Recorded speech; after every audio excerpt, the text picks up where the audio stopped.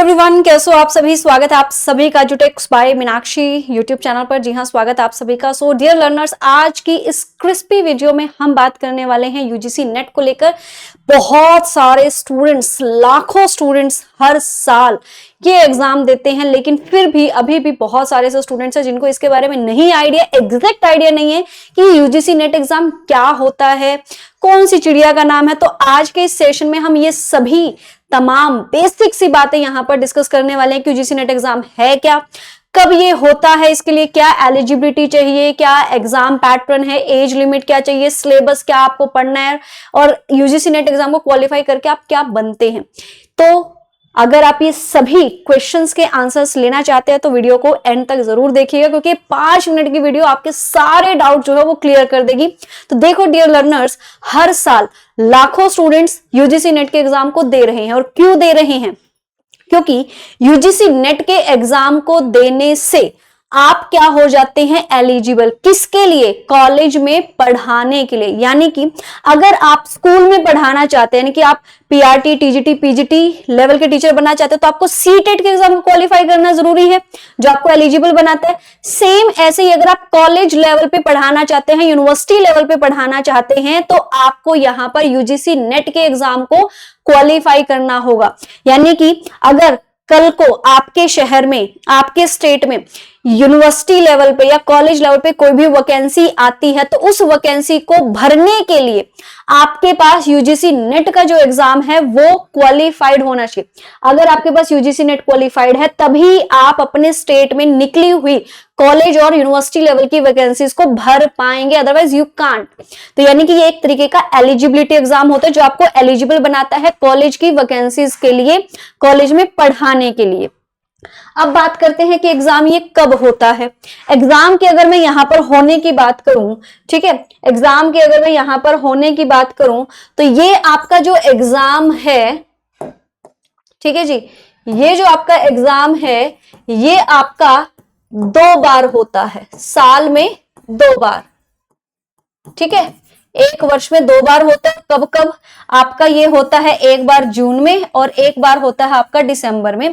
Covid के time पर साल में एक बार हुआ था, अदरवाइज ये फिक्स है कि ये साल में आपका 2 बार होगा ही होगा। और इसको कौन कंडक्ट करता है? एनटीए कंडक्ट करता है, ठीक है। कौन कंडक्ट करता है इसको? एनटीए के द्वारा ये आपका कंडक्ट किया जाता है। इसकी जो कंडक्टिंग बॉडी है वो कौन है? एनटीए, नेशनल टेस्टिंग, ठीक है। एनटीए के द्वारा ये आपका क्या किया जाता है? कंडक्ट किया जाता है। और यहां पर अगर मैं देखो यूजीसी नेट का एग्जाम है क्या, बता दिया, ये एलिजिबल बनाता है आपको। कब कब होता है? साल में 2 बार होना ही होना है, और हर साल में 2 बार। जैसे सीटेट 2 बार होता है, इसी यूजीसी नेट भी आपका साल में 2 बार होता है।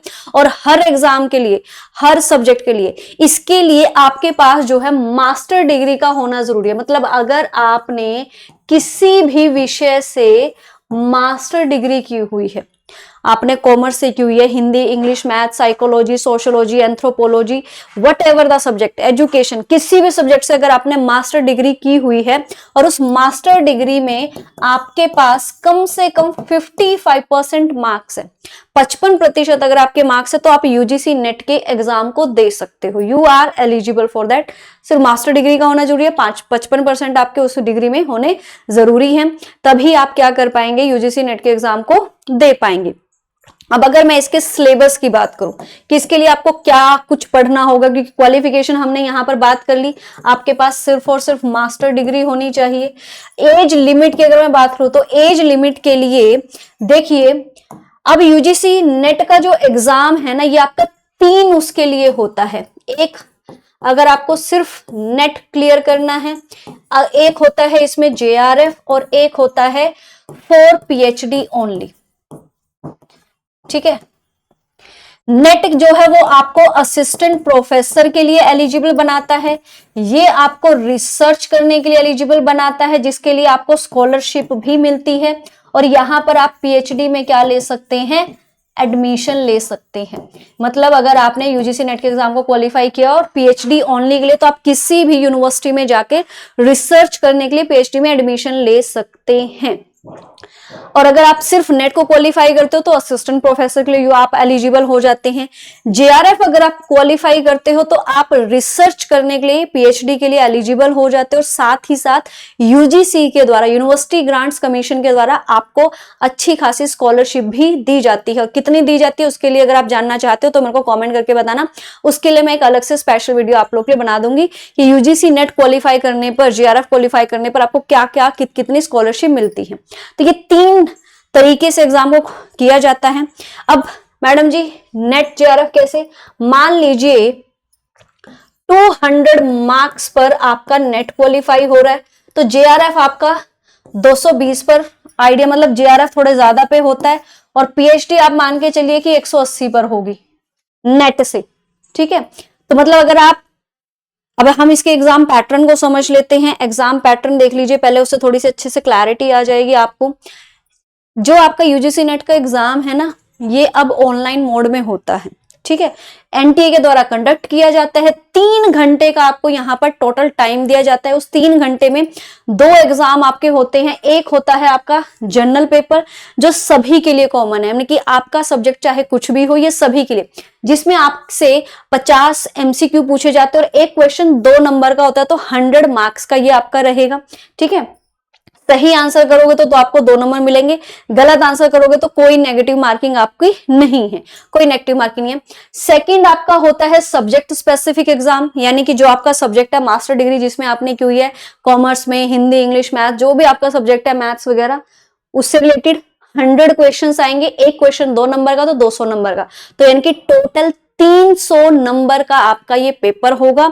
ठीक है, पूरे के पूरे यहां पर आपको 3 घंटे दिए जाते हैं। ठीक है, 3 घंटे दिए जाएंगे और 300 क्वेश्चंस आपके रहते हैं, सॉरी क्वेश्चंस रहेंगे 150। ठीक है, लेकिन मार्क्स होंगे आपके 300, क्योंकि एक क्वेश्चन जो है वो आपका 2 नंबर का होता है, और सही क्वेश्चन अगर आप करोगे तो आपको 2 मार्क्स मिलेंगे एक क्वेश्चन के लिए, गलत करोगे तो कोई नेगेटिव मार्किंग यहां पर नहीं है। तो अब अगर आप 300 क्वेश्चन में से, 300 नंबर में से अगर 200 नंबर आते हो तो आप नेट के लिए क्वालिफाइड है, यानी कि आपका नेट क्वालिफाई है, आप असिस्टेंट प्रोफेसर के लिए किसी भी यूनिवर्सिटी कॉलेज में एलिजिबल आप पढ़ा सकते हो, गवर्नमेंट प्राइवेट कोई भी। अगर आप रिसर्च करना चाह रहे हो, पीएचडी में एडमिशन लेना चाह रहे हो तो आपको 220, मतलब नेट से थोड़ा ज्यादा स्कोर रहता है। और अगर आप सिर्फ पीएचडी करना चाहते हो तो उसके लिए आपका 180 स्कोर, मतलब नेट से कम पे आपकी पीएचडी जो है वो पीएचडी ओनली के लिए आपका क्वालिफाई कर जाता है। तो जब आप अपने फॉर्म को भरते हो तो उसमें ये सारी चीजें आपको मेंशन करनी होती हैं। वो आपसे पूछता है कि आप अपना जो फॉर्म भर रहे हो वो सिर्फ पीएचडी के लिए भर रहे हो, जेआरएफ के लिए, या फिर नेट के लिए, या सभी के लिए, ये चीजें उसमें पूछी जाती है। ये सारी बातें क्लियर?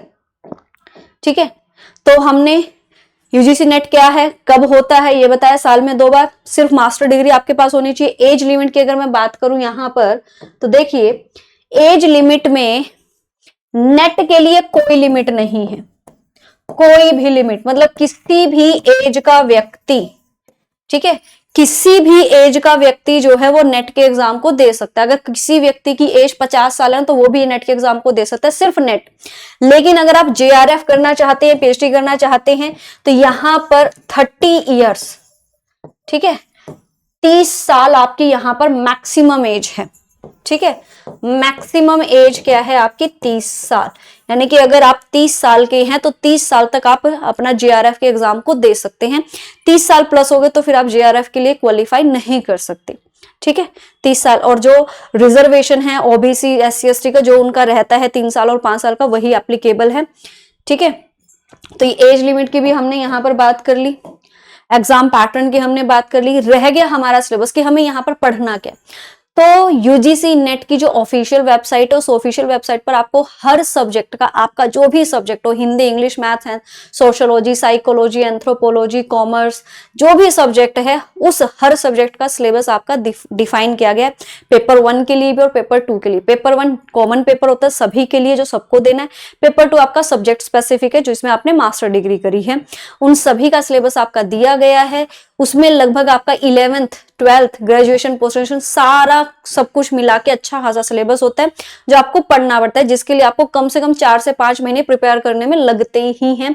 जैसे मैं अगर यहाँ पे यूजीसी नेट कॉमर्स के सिलेबस की बात करूं, ठीक है, यूजीसी नेट कॉमर्स की अगर मैं यहाँ पर सिलेबस की बात करूं तो उस सिलेबस में जैसे मैं आपको यहाँ पर दिखाती हूँ, just give me 1 minute. Yes, ये हो गया। ये देखिए, ये मैंने यहाँ पर सिलेबस को, यूजीसी नेट कॉमर्स का सिलेबस आपका दिया हुआ है। ये 10 यूनिट है। ये सारा का सारा सिलेबस आपको यूजीसी नेट की ऑफिशियल जो वेबसाइट है उस पर देखने को मिल जाएगा। हर सब्जेक्ट को लेकर, कोई भी सब्जेक्ट हो, ये कॉमर्स का सिलेबस जैसे मैं आपको बता रही हूँ, पूरा डिटेल्ड वीडियो भी मैं इसके लिए ले आऊंगी। अगर आप कहोगे कि मैडम हमें सिलेबस के बारे में गाइड कर दो, कौन से इंपॉर्टेंट पॉइंट्स है ना, कौन कौन से टॉपिक्स को हमें पढ़ना है, जहां से एग्जामिनर क्वेश्चंस पूछता है, क्योंकि हर साल लाखों स्टूडेंट्स इस एग्जाम को दे रहे हैं, तो वो उसकी डिटेल्ड वीडियो भी बहुत जल्द आ जाएगी। कमेंट करके मुझे बता दीजिएगा, ठीक है।